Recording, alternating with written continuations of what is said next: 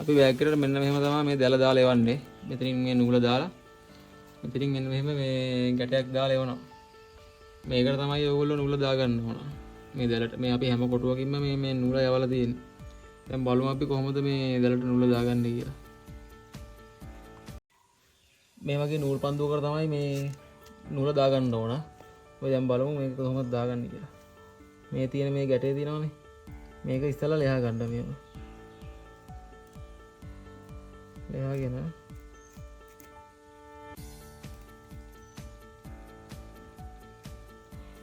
මේක කරවලා පැත්තකින් තියන්න අදින්න එපා. ඇද්දොත් එහෙම දැලෙන් ගැලලා එළිනවා. එහෙම આવොත් එහෙම අනිවා ආයි මුලින්ම දාගන්න වෙනවා. මේ පැත්තට දාගමු. ඊට පස්සේ මේ තියෙන මේක මේ නූලේ මේ හරියෙන් වගේ එහෙම අඹරලා පොටක් අරගෙන ඒකෙන් මේ නූල දාගන්න මෙන්න මෙහෙම. දාලා පොටක් දිගට ඇද ගන්න. ඇදලා මෙන්න මෙහෙම අල්ල ගන්න.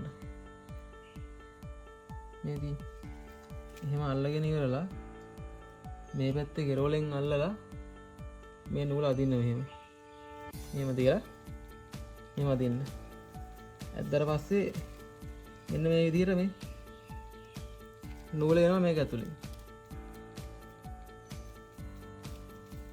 ඒ ආවට පස්සේ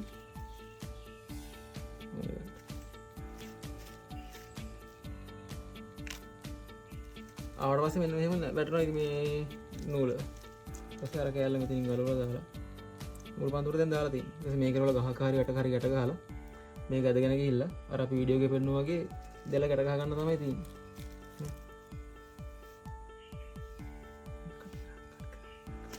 මේ තියෙන්නේ දැලකට මේ නූල දාගත්තට පස්සේ තියෙන විදිහ තමයි මේ තියෙන්නේ. දැන් අපි අර මෙතන මේ කොට නූලක් දාලා ගැට ගහලා තියෙනවානේ. ඒකෙන් මේ දිග නූල දාලා ඇද්දට පස්සේ වැටක මේ දිග නූල මෙහෙම තියෙනවා. වැටේ ඇද්දට පස්සේ දැල මෙහෙම තමයි තියෙන්නේ. ඉතින් ඔය ගන්නට ඉතින් දැන් බලමු අපි මේකේ මේ උස කීයක් තියෙනවද කියලා. දැන් මේකේ උස මෙන්න මෙතන ඉඳන් මේ ඇවිල්ලා අඩි 3කට කපපු දැලක්.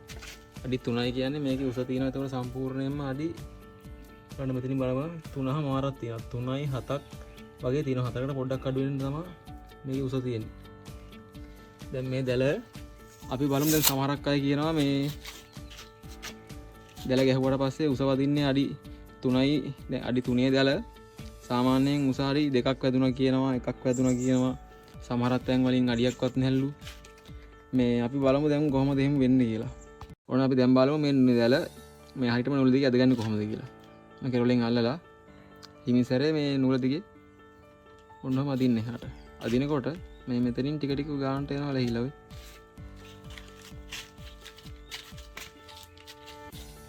ඔන්නම තමයි දැල ඇද ගන්න තියෙන්නේ ලනුව දිගේ.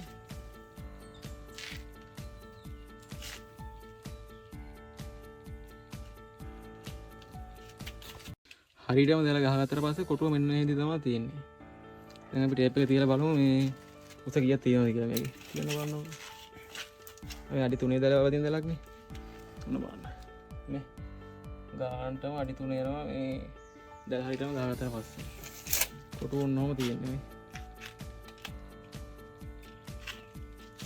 මේ තියෙන දැලක් හරියටම වැදුනහම තියෙන විදිය අපි දැන් බලමු මේ දැල තනින් තනින් කොට වෙලා උස් වෙලා අඩි 1යි 2යි කොහොමද එහෙම වෙන්නේ කියලා. ඔන්න බලාගන්න. දැල ඔයගොල්ලෝ දෙවැත්තෙන් හරි වැඩිපුර හොඳට ඇදලා ගහන්නේ කියලා අදිනකොට ඔන්න ඔහොම වෙනවා දැල ඔය. පේනවනේ. මේ මෙතනින් උසයි මෙතනින් කොට වෙලා මෙහෙන් එක සයිස් එක අතින් පාත් වෙලායි. කොහොම තමයි දැල වදින්නේ. දැන් බලමු අපි ඔක හයිට හදන්නේ කොහොමද කියලා. ඔය දැල ලං කරන්න කිරිබත් හැඩයකින්.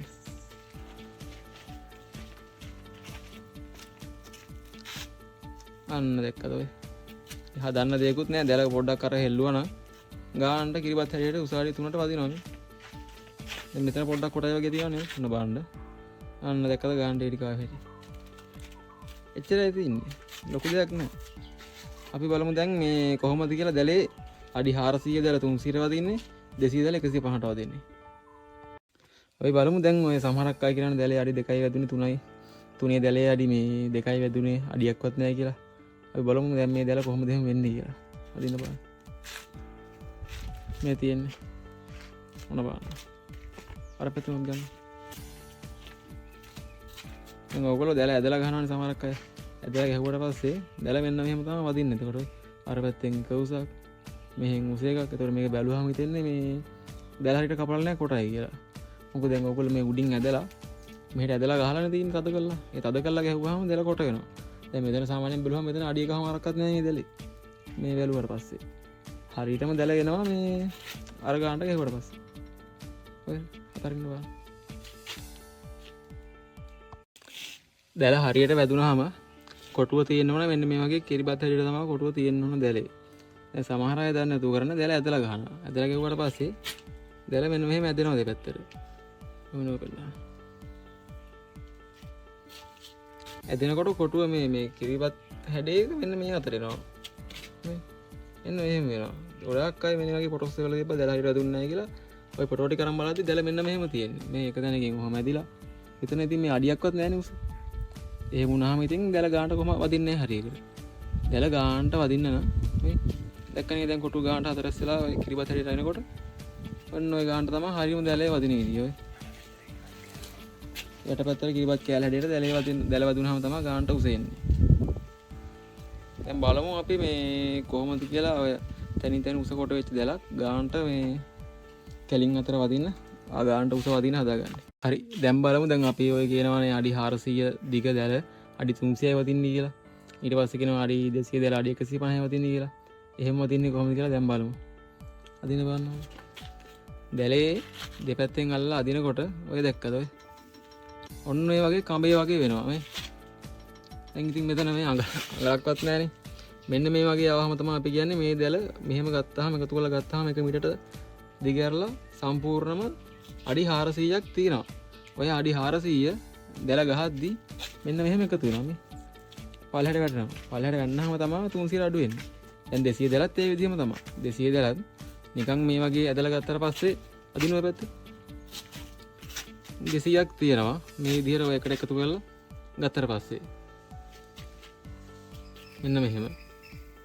ඕක දැල අපි දැන් වැටට ගහලා දැල ඇතහැරිය ගම ඕක 150ට මෙන්න මේ වගේ අඩු වෙනවා. ඒකයි අපි කියන්නේ පල්ලෙහාට වැක් කරනවා. පල්ලෙහාට